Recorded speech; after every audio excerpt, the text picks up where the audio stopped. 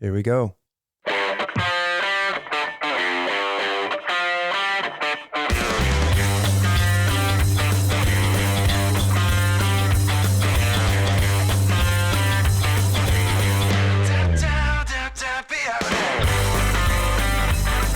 All right, buddy. Yeah, you can't be afraid in that batter's box. Can't be afraid in the batter's box, and you can't be afraid of the knowledge we will drop on you today. Welcome aboard, everybody. Today is August 23rd, the year 2022. You're listening to the Crushing Iron podcast, and this is episode 610. All day. All day. Yeah, all day, all the last 6 years is what it seems like. If it's your first time tuning in, do a quick welcome. But before I even do that, guys, next week, it's football season. It's football season. Starts next week. Is it really? Vols Vols start on Thursday night. Got a couple good games the weekend. I'm sure you know who you guys play. But if it's your first time tuning in or it's been a while, remember we will do a little team sport chit chat before we get rock and rolling for the regular part of the cast. But yeah, it's football season. A little bit of fall weather here in Overland Park, Kansas. I'm sure things are even crisper for you up there in Beloit, Wisconsin. What's the high today? 74? Let me look. I mean, you probably don't even know. You're probably in like a hoodie 80. and like long pants with gloves on. I am in the basement. It's 73 now. It's supposed to get to 81. Oof. Perfect day, actually. Yeah, seriously, getting a little bit of a summer hit. But yeah, like I said before, for some tuning in, welcome. We appreciate you giving us your time. We know you have quite a lot of options in the triathlon podcast universe and just podcasts in general. Your time is very valuable, so we appreciate you tuning in today and giving us your time. We cover it all. We'll do swim, bike, and run specific podcast. We'll do some race recaps and also some race previews. But for the most part, Mike and I as coaches, athletes, best friends, we just sit back, relax, have an open, honest discussion about what we're going through as human beings on this planet, but also coaches and athletes ourselves. We'll also talk a lot about what our own athletes are going through. Mike and I work with a wide range of level of athletes all across the globe, from beginner level athletes looking at their very first sprint or even a 5K, all the way up through elite little amateurs trying to get back to Kona, and everyone in between. And we'll use the conversations we have with them in that kind of feedback loop via Training Peaks, emails, text messages, and the like to drive the discussion of the day. We also utilize our Facebook group. You can search that, Crushing Iron Group. Answer one simple question. We'll let you right in. Great community, awesome people, a lively bunch the last few weeks. Been a lot of newbies too, a lot of new members. I'm not sure, again, if Facebook popped us in one of their algorithms, but we've had a lot of people pop in there and a lot of new listeners of the podcast. So get in there, introduce yourself. Don't be a lurker, participate. If you got questions, ask them. Ask them, because if you don't, then you're always going to be kind of wondering if you're doing the right thing. But there's a lot of great people in there, a great community willing to lend its hand and hopefully help you avoid some of the same pitfalls that we've all had in our endurance sports life. So that's it. We don't do sponsors.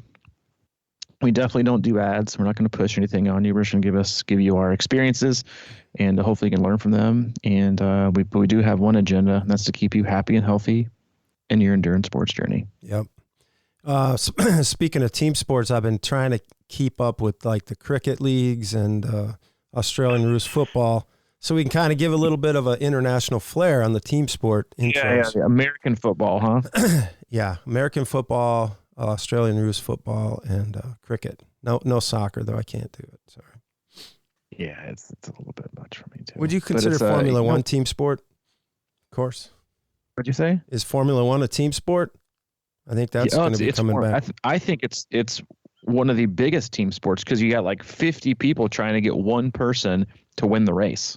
You have like the engineers, you got the pit crew, it is 100% a team. Obviously one person gets like all the accolades and all the limelight, but I would consider it very much a team sport. That sounds like outside assistance to me.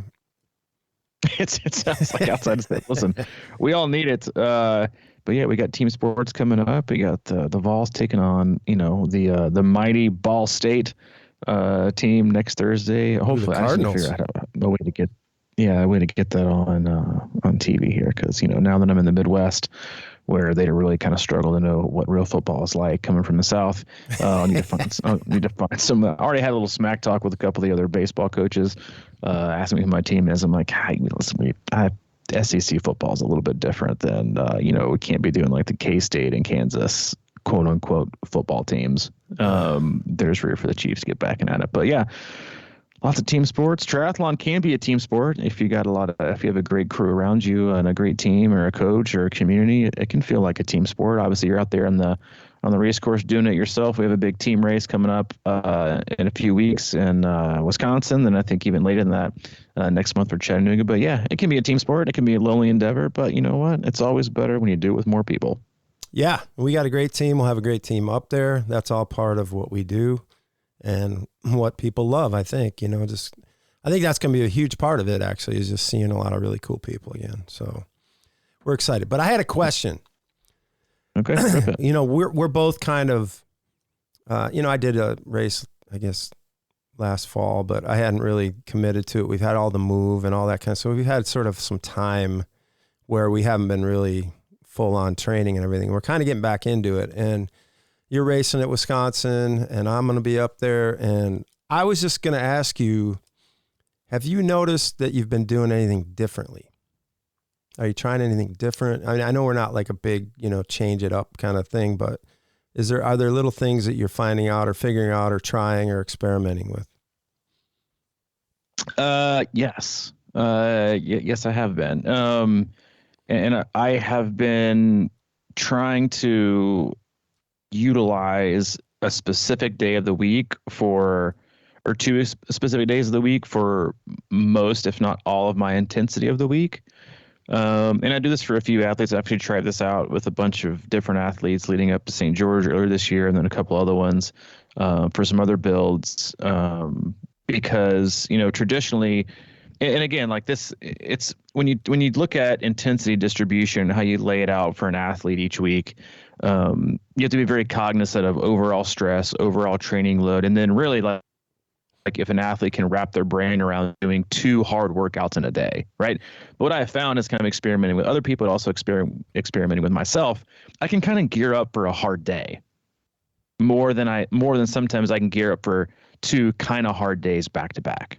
Right. So like I've been doing Tuesday at least twice a week for at least the last 2 weeks. I've done on the same day. I've done a really hard ride and then also a really hard run. Not back to back, but just on the same day. And then the next day and the day before it have both been super easy. Traditionally, and again, with a lot of people, and again, a lot of it goes back to the psychology of it, but also the physiology response to it, is I've just kind of found that given the stress I've got going on with life, with Hayden was at school this summer, now he's back in, is like if I look or create my own calendar, I think, all right, I got an easy session today, but I kind of got to gear up for this hard swim, this hard run, this hard ride. So you still got to gear up. And the next day, I got an easy swim or easy run, but I got to gear up for this hard ride.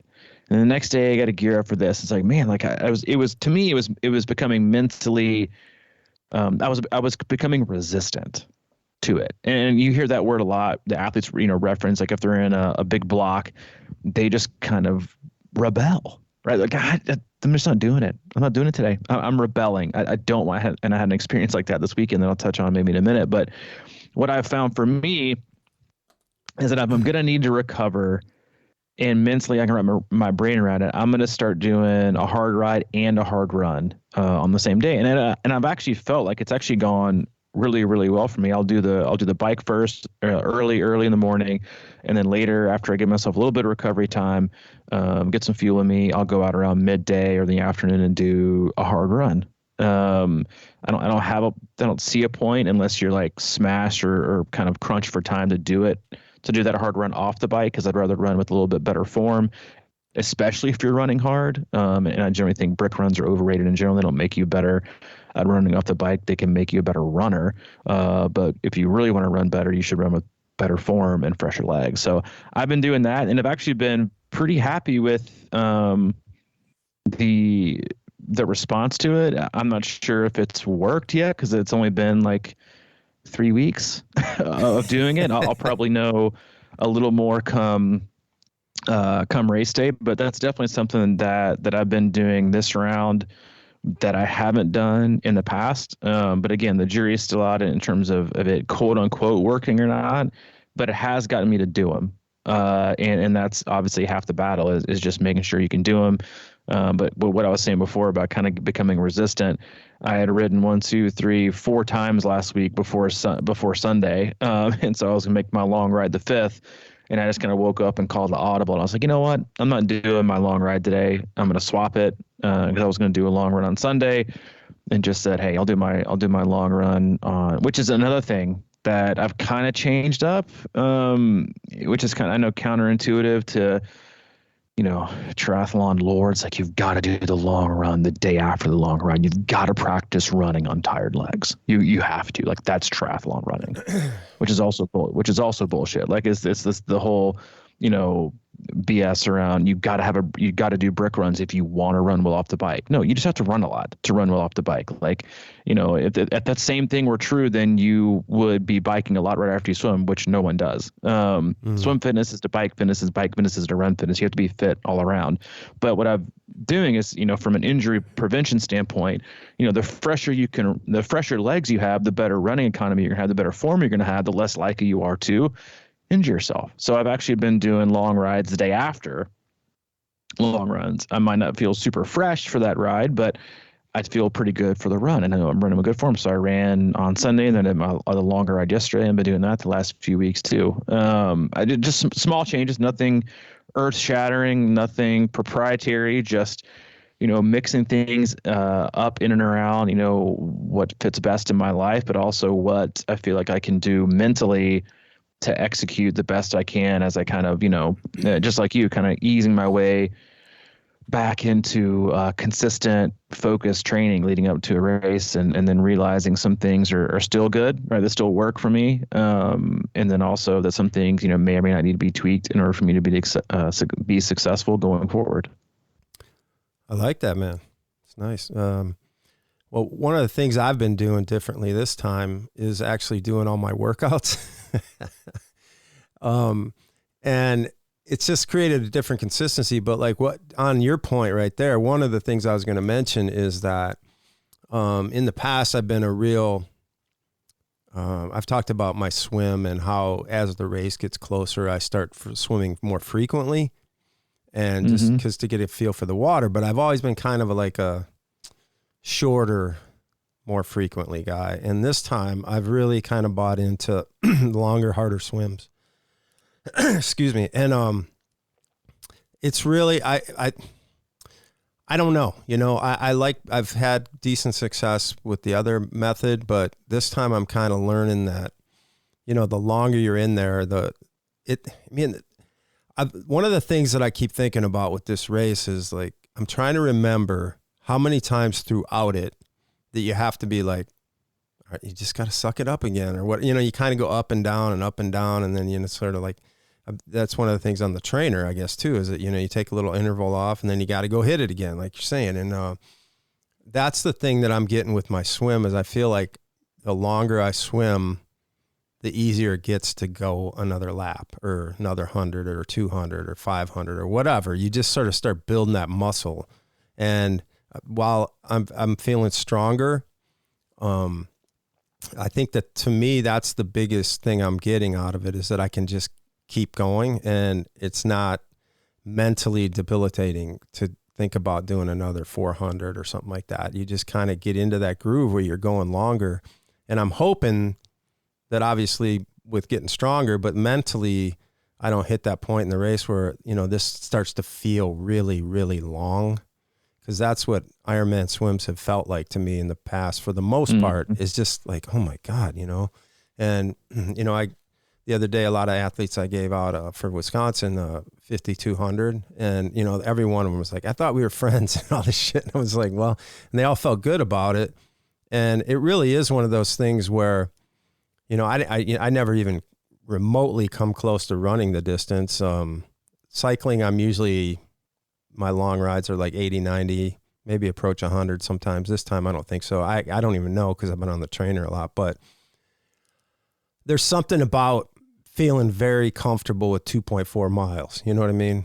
Rather than thinking, oh man, that's going to be a long ass way. But if you're kind of used to being in that ballpark all the time. So that's one thing I've been doing. And I think mentally more than anything, it's really sort of like giving me a different kind of confidence. And I keep doing it. But on your point, when I do that, because I've been up in some of the distance of some of my swims when they're paired with a run, and I tried running after one of them one time, and I was really wiped out. So now I've been swimming and then taking the afternoon and refueling and everything like that before I run. So that has a big difference, I feel like. One of the biggest things, and me, I have been as well. The last 70.3 I did was high all last year. I didn't swim hardly any before that. Like, it was just nothing to write home about, or write in general. I didn't make time for swimming, and I have before this race. I was really disappointed in my performance. Like, no, I don't want to say that. That's dramatic. I was frustrated with my lack of focus in swimming before Ohio, and how I could tell during the race, honestly, within the first 45 minutes of the bike, that my lack of swim fitness was already showing a deterioration in me being able to hold a power that I knew I should be able to hold for the whole time. And now, have I swam a ton leading up to this race? No, but I definitely swam a lot more. Like, I did, I swam 3 times last week, 2,000, 1 over 3,000. I've been doing kind of an over distance swim every week. The week before that, I think I got 2 3,000s in.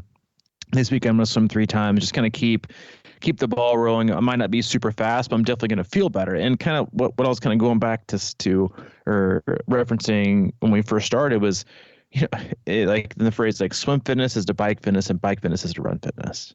And so many athletes think of what we do in kind of separate sports. And swimming, it all starts there.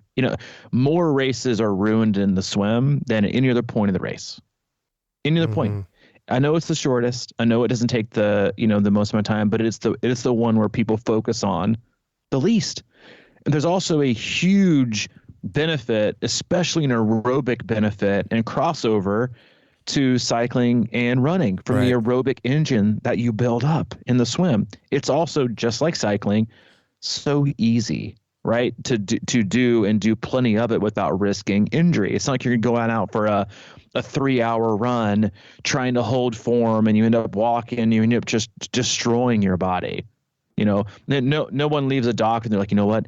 You better quit swimming and biking, you're going to ruin your knees. You better quit swimming and biking, you're going to ruin your body. No one ever says that because there's no impact, right? So, but the running is last. If you think about all this focus people put on, over focus on, quote unquote, the huge gigantic benefits you see of just running off the bike or improving your run. If you want to improve your run, make sure you're the fittest swimmer and the fittest cyclist you can possibly be.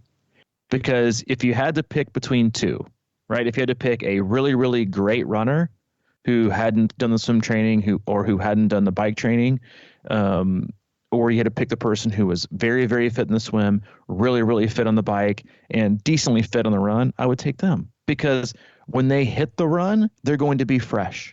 Fresh is what you want, right? When you hit the run, not, well, I'm a great runner, but, I just can't put it together on training. I mean, I've seen a ton of athletes out in the past. When you start working with somebody, like, I just can't put together a really good, open marathon. Or excuse me, a good marathon or a good half marathon at the end of 70.3, and you look back at the training, you're like, well, you didn't ride enough. Like, you're coming off the bike exhausted, and you may or may not have gotten on the bike exhausted. Right.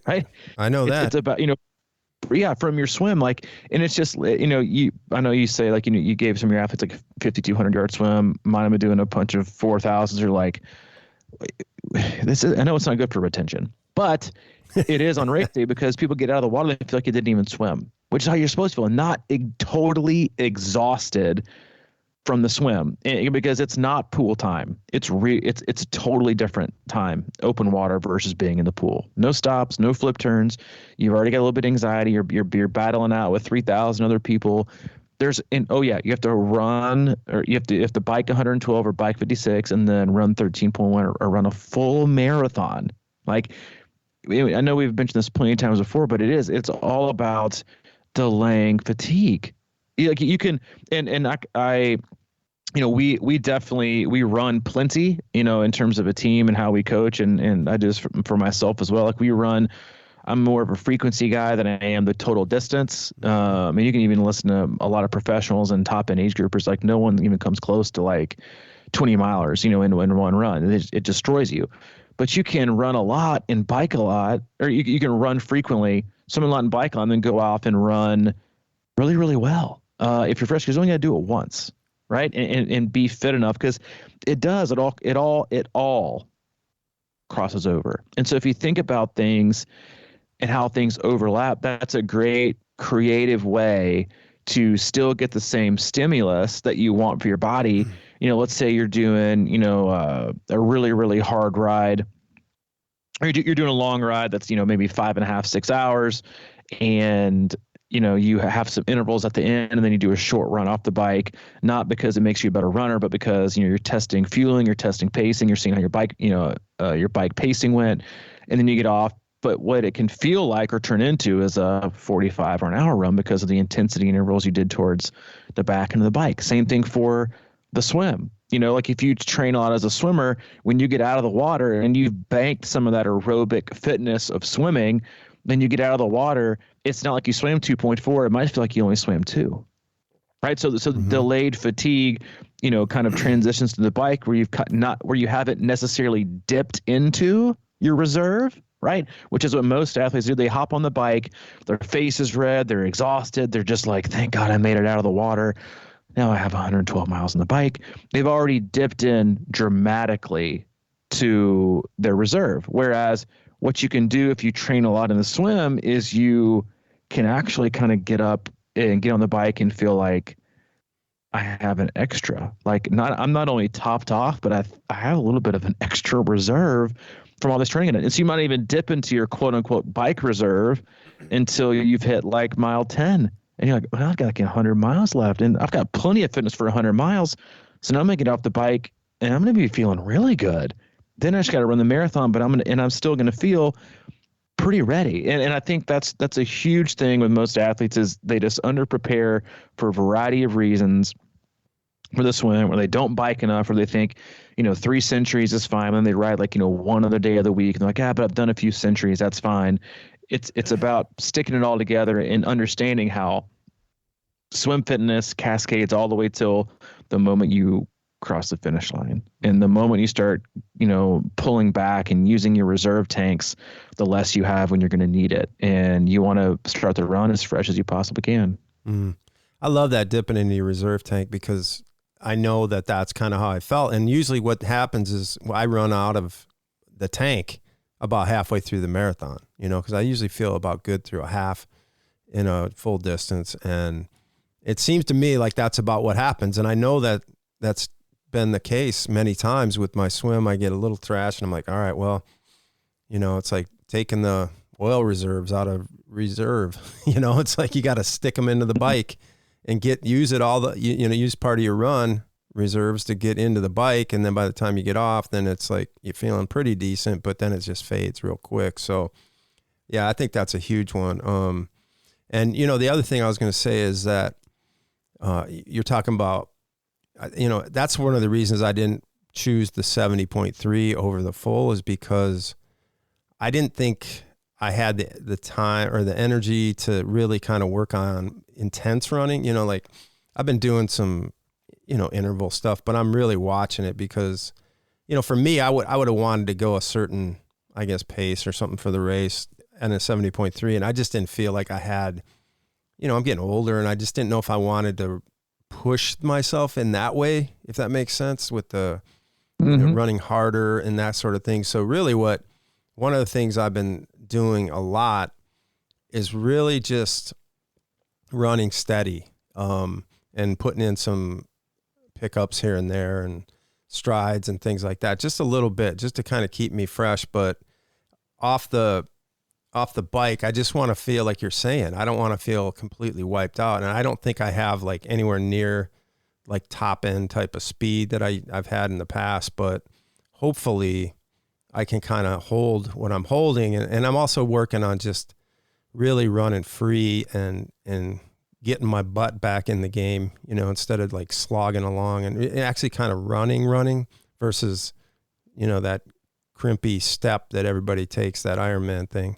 So I'm just really trying to trust that. And I've been building my legs through the trainer ride and some super, super light, like leg press stuff, you know, where I'm really working on just full range of motion. It's mainly just to get my glutes involved in the process more. And I've been doing that kind of stuff, and I'm hoping that pays off, but definitely not worrying about top speed. I'm really thinking about things like, you know how we talk about when you're feeling good at mile 6 or 7 of the Ironman and you're cruising along, that's a really good time to pull it back, because I just get in those grooves. And like I said, I get to mile 13 or 14, then it just all goes to hell. But like, I think when you're out there running and you're feeling good and then you're like, man, I feel good, that's a really good time to say, okay, let's make it a little easier right now, because you can feel good early, and you usually, a lot of people do, they feel great around mile 4 or 5 of the Ironman run, and then about 9 or 10 or 11 it starts to go to hell. But so I'm really kind of just thinking about stuff like that, and pacing has been a major part of my training thought process, more so than actually trying to see low numbers on my watch and stuff like that, because can I hold this? Can I get away from this run and just feel like, wow, you know, like it doesn't feel like I can barely, you know, bend over to pick up something I dropped or whatever. I'm just trying to kind of not exert too much, but build up with good form. And like you're saying, just in a way that, yeah, like it running off the bike sometimes, you know, yeah, you can slog through it, but that's just not really what I want to do right now, especially if it's only like a 45-minute run or something like that, you know. You don't want to, like that. It's sort of like you're saying about those century rides and everything like that. You know, we used to go out and ride the trace a lot, and sometimes I would just absolutely be slayed out there. And I think that's probably good in a way, but I don't know what it does. It didn't really like do a lot for my confidence sometimes, if that makes sense. Because but that is one thing I'm thinking about though, is I feel really good doing the trainer stuff. The couple times I've been up to Madison, I feel like my hill work is just not quite as good as it used to be out there, you know, when we'd ride the trace a lot. And so I'm a little concerned about that, but I've been trying to like do some big gear spinning more often and things like that. And I think I'll be all right. But to me, that's, I've noticed that that's probably turned into less of a strength for me, the climbing angle of it. You know, you said a lot of things that completely resonated with me. Although, like you said, I'm going more on the short course thing because I feel the opposite. You know, like when it comes to availability and being able to do the full, I'm like, man, I don't feel like I have the time right now to do that. But you know, but I feel like I can do the other. And you know, a lot of the training, you know, for 70.3, yeah, you need to do some faster stuff. And I love what you said about just trying to run steady or and bike strong and fluid and all that kind of stuff. And like that's so much of what, like when I contest like the theory of, I guess not theory, but the myth that you got to do track workouts to be good at Ironman, or like that. Most people are doing so much volume that putting them on the track is asking for injury because they're already so tired, right? And what you have to do is, it's not about how fast you go; it's about who slows down the least. Mm-hmm. And that's kind of one of the biggest things that I've been focusing on. And honestly, like, and when I think back to the race I did at Ohio last year, I haven't raced very much at all the last 3 or 4 years. And my one goal for this race is to execute my race within the fitness level that I know I have. Not that I wish I had, not that I've had before, but that I know that I have. And because I want to continue to train, right? I want to use this as a part of the process in a lengthy progression towards ultimately performing at a higher level, right? Am I going to be at that high level for this race? I'm not. I know I'm not. I could tell from my bike ride yesterday. Like, I was doing some 70.3 quote unquote intervals, and they just like, I've been doing this so long. I've done enough 70.3s. My last outside of Ohio, that was like low 440s. The ones for that were all in the 430 range. I know what it feels like to be in the 430 range. I'm not in that range. I know that I'm getting there, but I'm probably not going to be there in the next 2.5, 3 weeks, nor can I fast forward, my fitness to get there just because I'm focusing now. Right. And I think a lot of athletes get that, get in trouble. Like, but I'm feeling great right now. I think I can just squeeze it up. No, you can't. You can't squeeze too much out of your body. And I've been asking, to be honest with you, a lot out of my body the last 3 weeks. I've been super consistent. I've hit a lot more intensity because I know that not just because there's going to be a fitness bump, but I also I want to keep reminding myself what it feels like. And I can, of the 3 sports, traditionally, the one place I can, and I have in the past at least, the one place I can kind of bury myself and kind of go to a different place, if you will, is always been the bike. I can just zone out and just put myself through the ringer on the bike. I've always kind of been hesitant to do it on the run. And on the swim, frankly, I haven't had the fitness the last 2 or 3 years to do it in the swim. So I just kind of haven't done it. And to be even more honest, that probably leads me to overswim. And I think I even referenced that in Ohio last year and Texas 7.3 the year before that, is that when you get in the water, and I think everyone does this, right? They'll come back from injury, they'll come back fitness. You go out the door and you go run at the flow and at the speed and at the tempo that you're used to running, right? But you're coming back. And what happens is you bonk and you fade, or you get back and you're like, oh man, my heart rate was 25 beats higher than it was the last time I did this. Or you hop on the bike and you're like, yeah, I usually cruise around 180 watts, and you look at it and your heart rate's like sky high and you got to back down to 160. It's reality check. When I get in the water to swim on race day, I swim on a kind of a rivet, a steady tempo.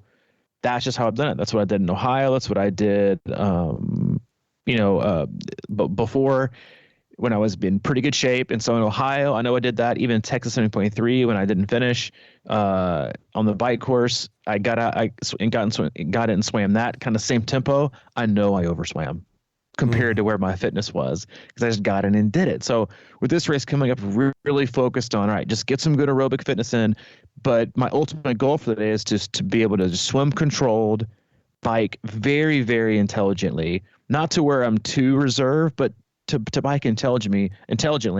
That way, when I hop off and start running, I feel good and I can actually pace it. Because usually when I'm the same way when I get off the bike and start running the 7.3, I just kind of find a groove and a tempo that seems borderline red line, but red line equivalent to what I can hold for 13.1. And so when I've been running lately, I've been really working on getting comfortable with that level of annoying discomfort where, God, this sucks, because I know I can withstand it. And if I choose to slow down, I'm just doing it by choice, not because my body's shutting down. So I've been doing that, and I'm trying to do some harder runs that are above what I know it'll be my race pace. And then a negative split run that actually ended up going really, really, really, really well for me on Sunday. But it's been more about the overall preparation. How am I going into the race? How I'm even more than likely going to go with a regular road helmet versus an Aero helmet. I get so effing hot in my Aero helmet that I wear. I love it. I know it's fast for me. But and I know Wisconsin may or may not be like, the hottest course, but I just always feel so hot in it. And I just kind of decided that this is going to be a great race to test out wearing my road helmet and see, yes, am I going to give up some time on the bike? Sure. Maybe a minute or two.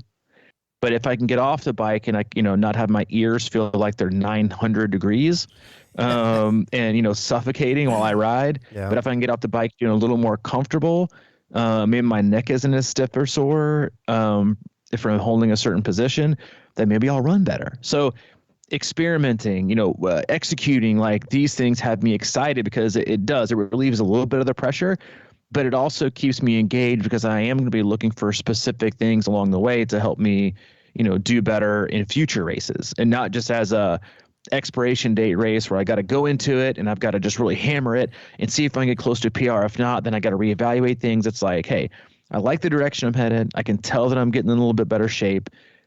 That's kind of all I really to know. Now, are there other things that now I know that I'm not going to be anywhere close to contending for anything? Are the things I can try out?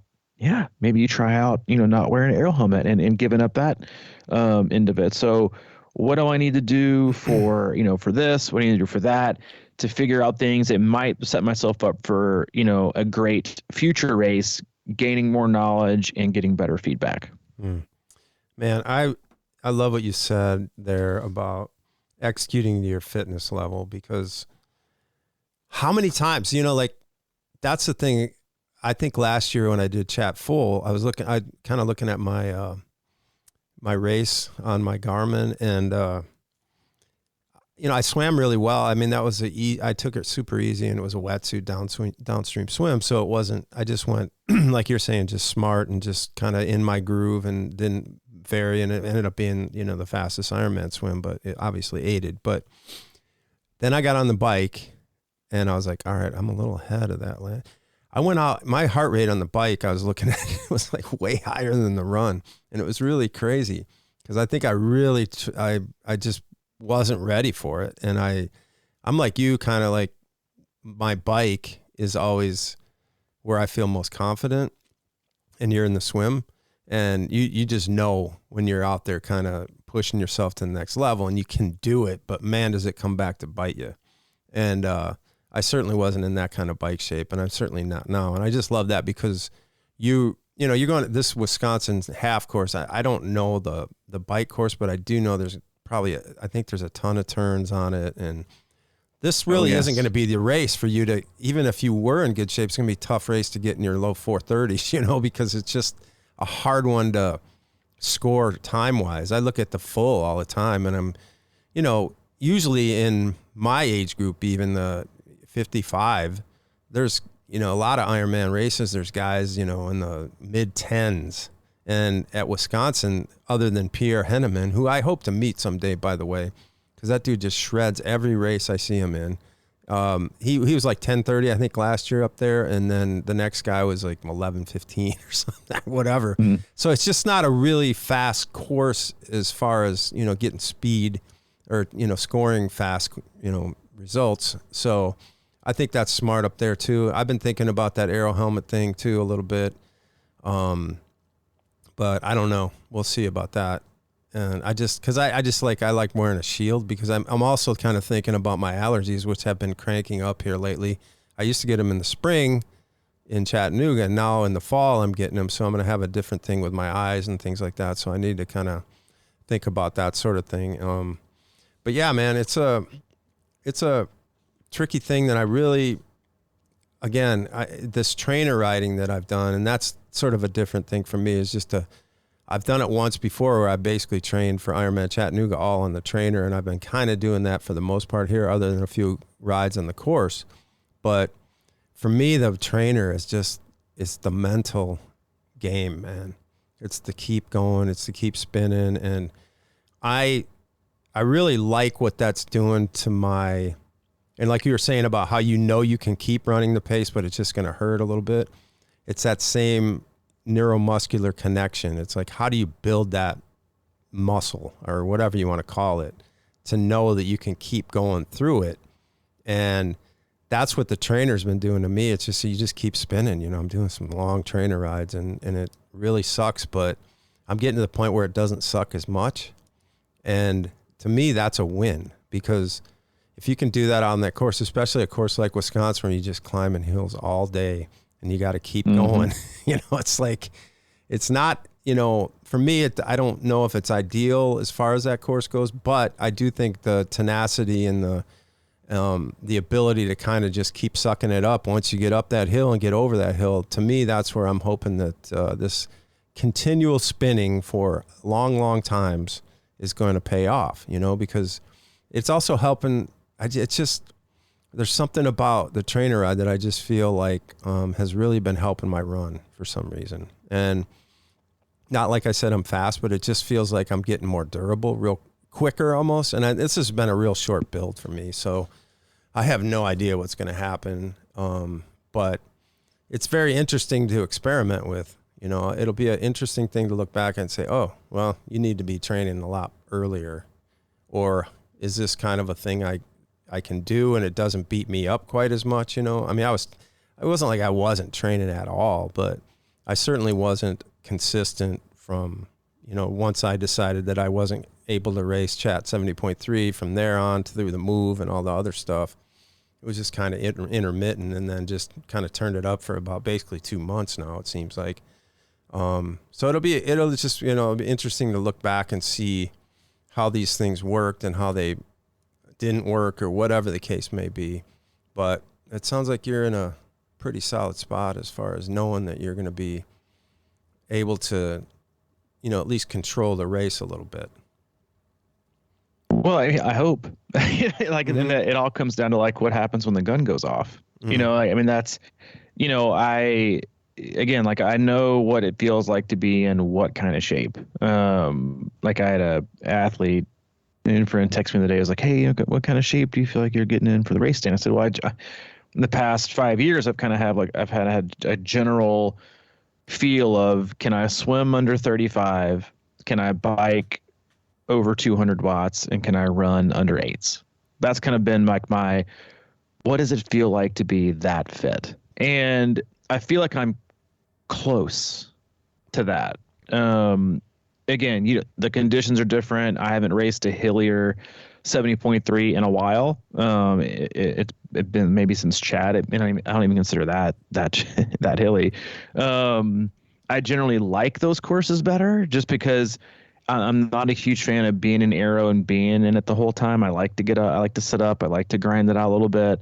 But I'm getting there. And I think one of the biggest things that I try to get across to athletes sometimes, even myself, is like, you can only learn so much about your day or about your training unless you decide to really focus and execute on the day. Because if you go out and, let's say I'm all right, I get up, I'm ready for race day, and I feel like I can swim this effort, and then I go and I overswim, right, by a ton, and then I decide to just race at a higher watt than I really should have, then what am I learning? Nothing. The only thing I'm learning is that I'm racing recklessly and irresponsibly. That's it. Mm-hmm. Didn't learn anything about your fitness, right? Because you wasted the opportunity. And so many athletes try to overshoot their fitness to execute over what their ability is, versus honestly aiming for about 5% less and executing it perfectly.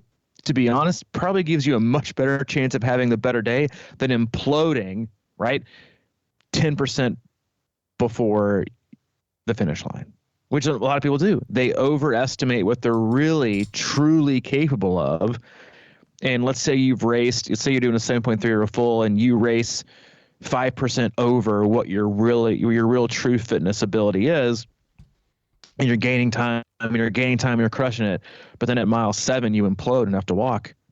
Well, you would have been much better off executing to up to 95% or maybe even 90% of your actual fitness ability for the entire race. That would get you a better time. But most athletes really, really struggle with that. And for a variety of reasons. One, they're chasing a number they pulled out of their ass. They're racing, mentally at a fitness level they don't have, or they are, which I think is, what I can kind of get into if I pick back up training and get in a pretty good groove, is you kind of have that prisoner of the moment fitness status where you're like, dude, I got it back, man. Like, I am ready to roll. And you're like, well, I've been doing it for 5 weeks, not 5 months. Right. And there's a deep level of fitness you have to be able to execute really well on race day. And so while I'm seeing some glimmers of hope in certain rides and runs and swims, I'm like, especially running, I'm like, yeah, I can kind of. My negative split run on Sunday was pretty good. I started around 9-minute miles and ended up at like 7:10. I feel pretty good, but I was like, yeah, but I got to swim before that, and I got to bike before that. So let's be realistic, right? Let's not jump into TriCalc and be like, what, baby, I'm back. But like, I'm headed back is the thing. And mentally and honestly, emotionally, that's the trajectory that I want to keep, is this positive forward momentum of going to a race with the intent of not breaking any records, not smashing, in anything, right? Expectations. I'm going into this race and I'm going to see the fitness that I've gained from, 6 to 8 weeks of pretty solid, consistent training, and see if what I've been doing is working.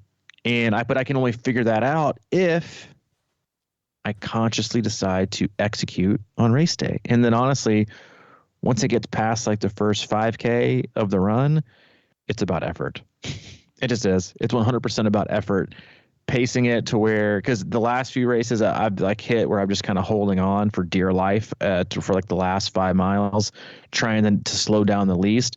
I really want to feel in control. I really want that feather in my cap that I haven't had in a while of running fast and strong, but also feeling like I'm still on the offensive.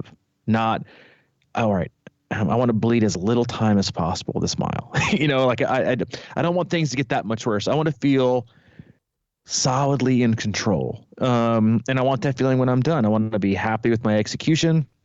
It's not a PR course. I'm not in PR shape. And it's honestly kind of a relief to have that but also to go to a place where, and I mentioned it before, is like a place I really love going, around awesome people, around a bunch of our athletes, then I get to not only get to race the day before, but then the next day I get to cheer you on and the other athletes we have. And that whole kind of environment is really kind of freeing, in a way that it's an overall experience and you're looking for things. But again, you can only have those things if you make conscious decisions and then are super objective about where you really are, not where you hope you are, not where you want to be, not where you'd like to be, but be super objective and look at what you've been doing and understand, like, listen, all right, this is the kind of effort you really need to have during the swim. Is it going to feel as fast? No. Is it going to be as fast? Probably not, but it's just about being controlled. Same thing for the bike. Is your miles per hour going to be slower? Yep. Are you going to be out there a bit longer than you normally are? Yep. That's okay. The goal is to execute to the best of your ability, have fun, and then see what you can do once you get off the bike. And then you can start to make some, positive, feedback from your training. But yeah, it's, and I think every athlete should find races that are like that. That's why I think athletes should race more than they probably do. Most athletes should race more than they really do, is to have opportunities like that, to experience races where that's your feel and that's your intent, right? There's no real high expectations. There's no shit ton of pressure you're putting on yourselves. Every race should be a learning experience, but you can only learn from it if you are able to take something with it and apply it to the next race. You said solidly in control, and that's the thing that sticks out to me about racing, is when you're racing well, that's the feeling you get. And I've been really thinking about patience, toughness, and confidence, and how that's going to pan out and play out. My patience, when I mentioned earlier, when you're feeling good and you feel like you're really rolling early in the race, the patience part is like, okay, let's hold on here a second, because if you can, that's the thing. I'm not saying like consciously slow down. I'm just saying get under control a little bit, because sometimes what I notice is, and it's like swimming too, sometimes when you just find a good pocket and be in control with it, you actually go faster. So what I've been trying to do is basically what that means for me is my strides get a little too aggressive or something, and I'm like, okay, back that down a little bit, because the minute, and then that's the other thing I've been looking for, because if you really listen to your body and know your body, you can tell, it's almost like these little signs unfold throughout your marathon. And it's like, there's the knee, or there's the, whatever it is. When you start, the time to address them, for me anyway, is to start, like if I'm feeling hamstring pain or something like that, like in the mile 6, I'm like, okay, just the minute I feel it, I've been really trying to sort of remedy it, for lack of a better word. And normally that means just controlling my stride a little bit more, like you're saying, have patience and just be in control and not let the whole thing just blow up in your face, but just be, tough, but also hold back just enough, or at least get yourself under control. And I think those things kind of go out the window sometimes when we're just floating along going, man, I got it today. And I just mentally, for me, it usually happens right around mile 6 or 7 on the lower part of State Street. When you get up to that turnaround and you're coming back down, it's a perfect grade. And and I always just start cooking right there. It's mile 6, or 7 or whatever. And I'm like, yeah, I'm flying. I got it. And then you get on that dirt path in the back there, and then you got that long out and back, and you're like, oh shit, maybe I don't have it today. But you got people around screaming and shit. And I'm just saying, it's like, it's really tough to hold back right there. Same with coming out of transition, actually going down that first slight hill on State Street with people throwing beers at you and shit like that. It's like, you feel like you're in the Tour de France, like going up the top of a climb. Like I remember the year I did it with you, I was like, I am feeling it. Like I am flying. Mile one. I was got way too hot the first half marathon. But then, like you said, like you end up hitting those back trails and it's like super wooded. And I think your GPS gets a little wonky because the buildings are smashed up against you and you're under trees and you're next to the water and you're like cruising at 7:37, 10:12. Oh my God. Your light day is falling apart. Things are not going very well. And it just kind of gets in your head, but it's especially, I think it's like that. Every race at Louisville was like that too. It's you come out of there and then you go through the downtown Louisville and you're like, man, I am flying. And then you get further out. You would allegedly, go by the, Kentucky Downs. You keep going. You're like, oh, okay, maybe I went out a little bit too hot. And then you got to go yourself all the way back then.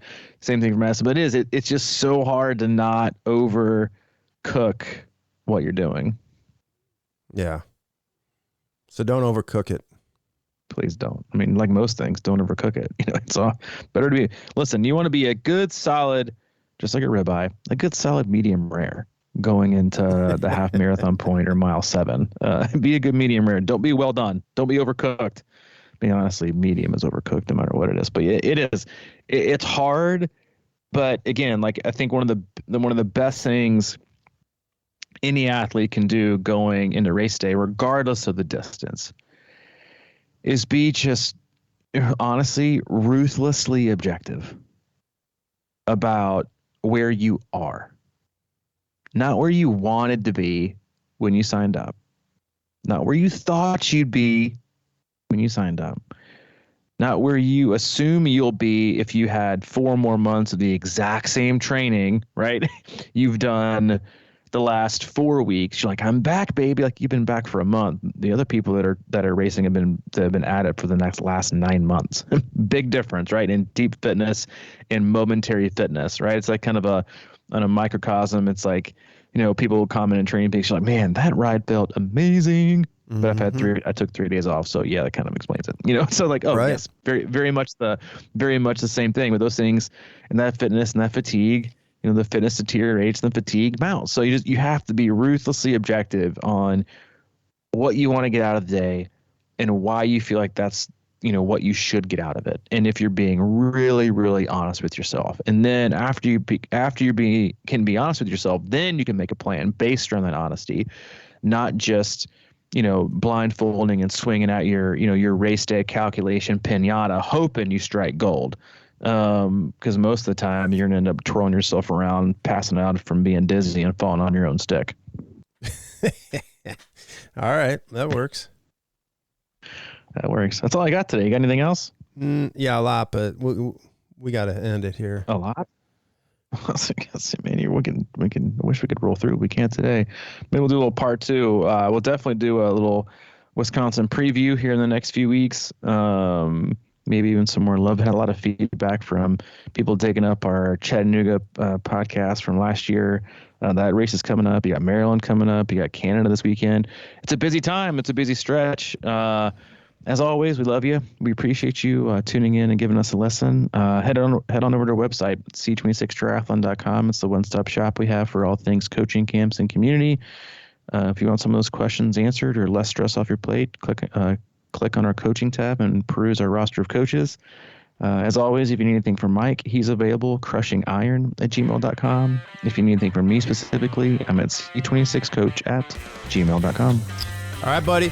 Well, I enjoyed it. Me too, man. We'll see you Thursday. Thursday it is. See you.